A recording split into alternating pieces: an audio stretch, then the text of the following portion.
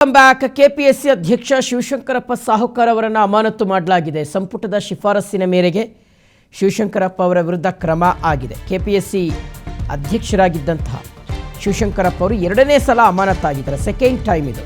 First time ಡೈರೆಕ್ಟಾಗಿ ರಾಜ್ಯಪಾಲರು ಅಮಾನತು ಮಾಡಿದರು. ಆದರೆ ಅದನ್ನು ಪ್ರಶ್ನಿಸಿ ಅವರು ಕೋರ್ಟ್ಗೆ ಹೋಗಿದ್ದರು ಶಿವಶಂಕರಪ್ಪ ಅವರು.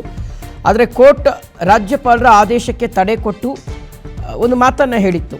ಅಮಾನತು ಮಾಡಬೇಕು ಅಂದರೆ ಅದಕ್ಕೆ ಸರಿಯಾಗಿರ್ತಕ್ಕಂಥ ಒಂದು ರೂಲ್ಸನ್ನು ಪಾಲನೆ ಮಾಡಬೇಕಾಗುತ್ತೆ.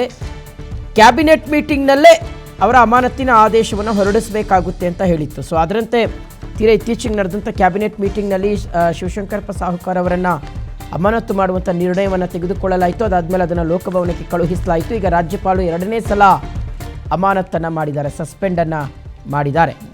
ಸೊ ರಾಷ್ಟ್ರಪತಿಗಳ ಮುಂದಿನ ಆದೇಶದವರೆಗೆ ಅಮಾನತು ಜಾರಿಯಲ್ಲಿರುತ್ತೆ.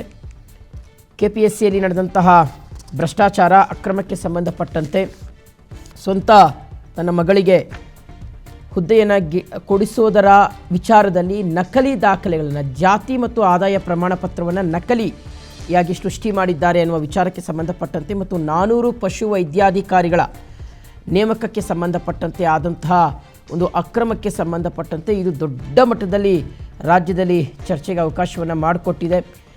ಮಧ್ಯೆ ಶಿವಶಂಕರಪ್ಪ ಸಾಹುಕಾರ್ ಮಾತ್ರವಲ್ಲ, ಇವ್ರ ಜೊತೆಗೆ ಶಾಮೀಲಾದಂಥವರ ಹೆಸರುಗಳು, ಇದ್ರ ಜೊತೆಗೆ ತಳುಕು ಹಾಕ್ಕೊಂಡಿರ್ತಕ್ಕಂಥವರ ಹೆಸರುಗಳು ಸಹ ಕ್ರಮೇಣವಾಗಿ ಹೊರಗಡೆ ಬರ್ತಾ ಇದೆ. ಸೊ ಈಗ ಶಿವಶಂಕರಪ್ಪ ಸಾಹುಕಾರ್ ಅವರನ್ನು ಅಮಾನತು ಮಾಡಲಾಗಿದೆ. ಇದೆಲ್ಲದರ ನಡುವೆ ವೀಕ್ಷಕರೇ, ಒಂದು ಕಡೆ CID ತನಿಖೆ, ಮಗದೊಂದು ಕಡೆ ED